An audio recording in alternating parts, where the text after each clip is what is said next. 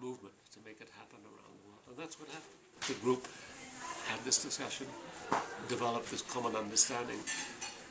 Although we have different emphases and different titles and different names for what we're doing, we now see ourselves as part of a common goal, a common understanding of what the problem is. And energy emerged from this group to make this happen all around the world. How is that energy in the army of 21 going to turn into your army of hundreds of thousands or millions to make the transformation happen? It's a viral process, and many of us have different ways of approaching it. I have a column on Forbes which reaches hundreds of thousands of people.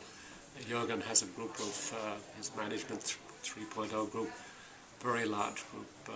Rod Collins reaching to the senior management. So different members of this group are coming at it from different angles. And what this group will do is spark others, recruit other champions. This is an inclusive movement which will bring other people into it to start to see that this is a deep-seated problem and that is affecting society deeply, to have that common understanding and to see what they are doing is contributing to this broader goal. So it's no longer 21 people doing different things, it's 21 people with a common goal, becoming 2,100 people, 21,000 people, 2,000. I mean, it's viral. It's amazing what you see, particularly today with the web, how quickly things can happen. An article starts out very slowly and suddenly you have 200,000 or 300,000 people it's reached in a matter of days. A recent article on the dumbest idea in the world, maximizing shareholder value, the pervasive view of the goal of the Fortune 500, maximizing shareholder value. I call that the dumbest idea in the world. On Forbes. On Forbes. And so yeah, I saw a lot of tweets about that. Currently 310,000 page views. This is not, people were saying, on Forbes, you have Forbes saying that this is the dumbest idea in the world. That's how quickly this thing can happen. Can you give me some keywords that you heard among the participants in the last 2 days? Well, there are different sets of keywords.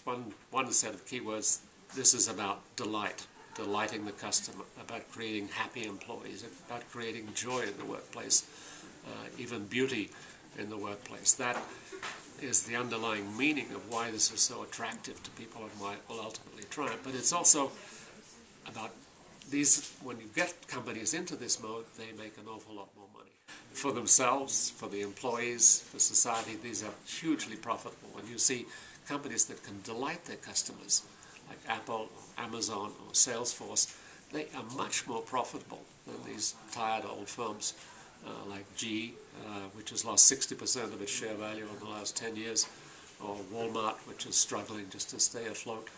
These big old organizations being run as hierarchical bureaucracies are really having a tough time of it. And the next couple of years are going to be very difficult economically. Those big firms which are run as hierarchical bureaucracies, which are not delighting their customers, are basically going to be having very great difficulties in actually selling their stuff, because it's firms that actually delight their customers that people queue up for. When you have a depressed economy, there is no demand. People who have just standard products, average products, are going to be in great difficulty. It's the companies that can delight their customers, who have engaged employees who are innovative and creative on a daily basis.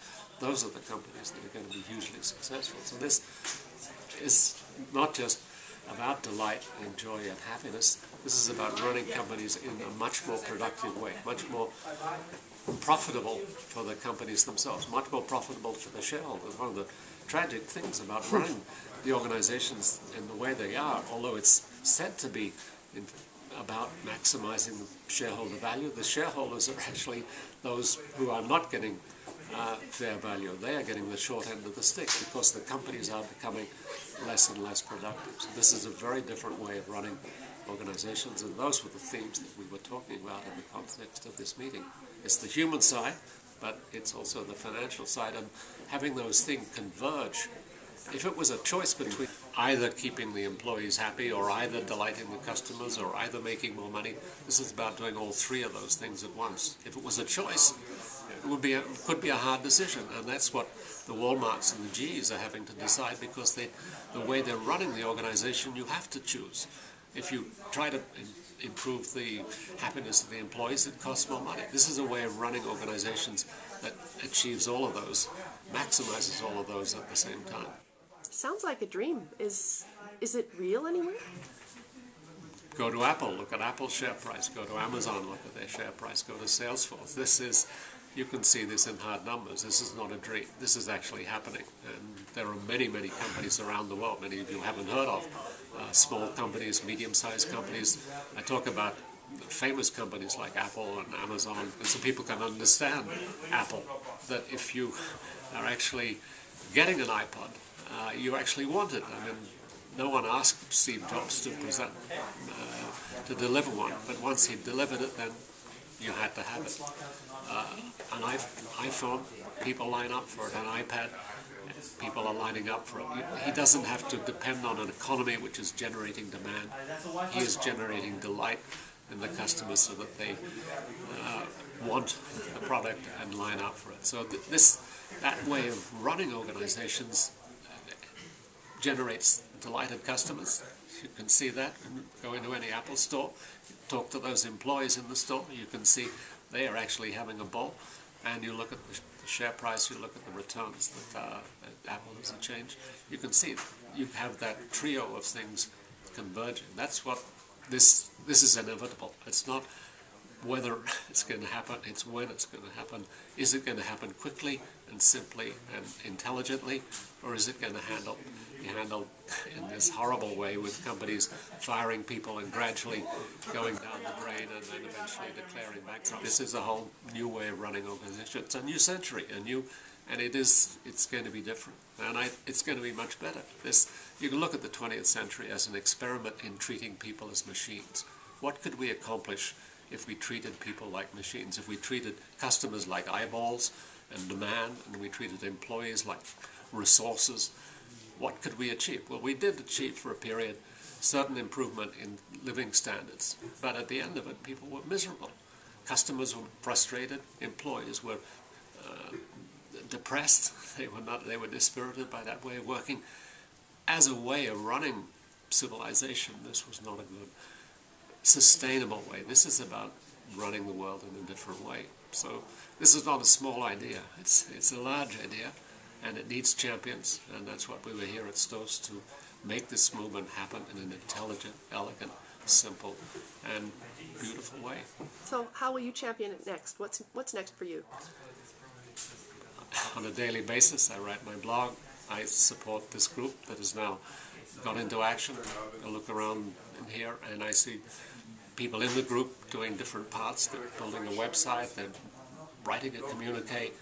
All of this thing is happening in front of our eyes, and so this will happen on a daily basis as this movement takes hold, as people see themselves as part of this global movement. They have a common understanding of how big and important this problem is, and they have a common vision of how to fix it, and they see their particular contribution that will make the movement happen. So how are you going to involve others in this movement? Well, first of all, we've alerted the world that this event is happening, and a lot of people are interested in actually communicating what's happened, communicating this common understanding of the problem, communicating this common vision of how we're going to move forward, and inviting people into discussion groups, into events, into conferences, so that they can actually contribute. And many people, in fact, did contribute to this very event. That we invited people, we're going to have this event, we're going to discuss these issues, what should we be talking about? We actually had their feedback on a whole wall, didn't we? Right. And during the meeting we kept getting further advice about what we should be doing and how we should be running things. So people haven't been shy about contributing, and we are going to encourage that. We're going to make this a hallmark of this movement. This will be generated by a small group of champions, but inclusive, so that everyone in the world can participate and make it